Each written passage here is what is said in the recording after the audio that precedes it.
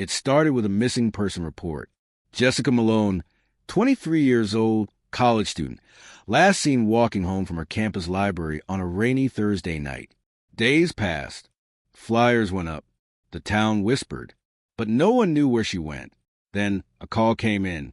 A neighbor on Evergreen Street reported strange noises, thumping like furniture being dragged, from a house next door.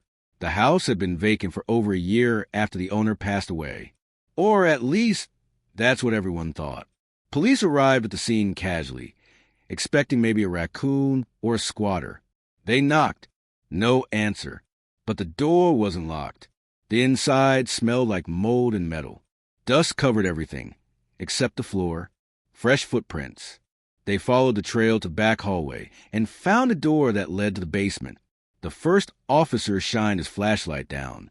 You hear that? Faint scratching. Then silence. They called for backup, drew their weapons, and carefully made their way down the stairs. What they saw chilled them to the bone.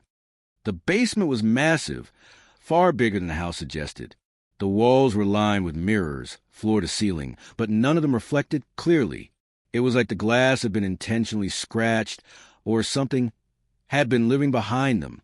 In the center of the room was a single old dentist chair, surrounded by flickering LED lights and wires hanging from the ceiling like vines. On the table beside it were a diary, rusted surgical tools, and several Polaroid photos. The photos showed different people, all women, eyes wide, faces terrified. And one of them was Jessica. Suddenly, they heard a whimper. They followed the sound and found a hidden door behind a false wall.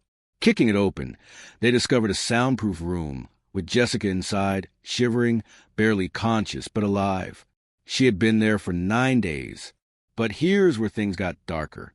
In her dazed state, Jessica whispered something that didn't make sense at first.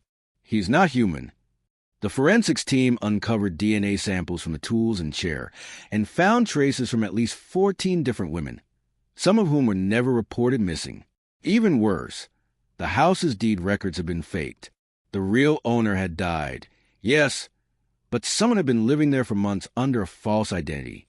Security footage from a camera hidden in a tree across the street later showed a man entering the house every night at exactly 3:03 a.m. and leaving before dawn, wearing the same clothes every time, for 6 months straight. But the police never found him. The man in the video? No face recognition match. No fingerprints. No leads. Just vanished. And as for the basement, the mirrors were removed and taken in for analysis. But one technician claimed, off the record, that in one of them he saw a woman blink. From the inside, to this day, that basement is sealed by authorities, off limits to the public. But locals say if you stand outside that house, just past midnight, you can still hear tapping. From below,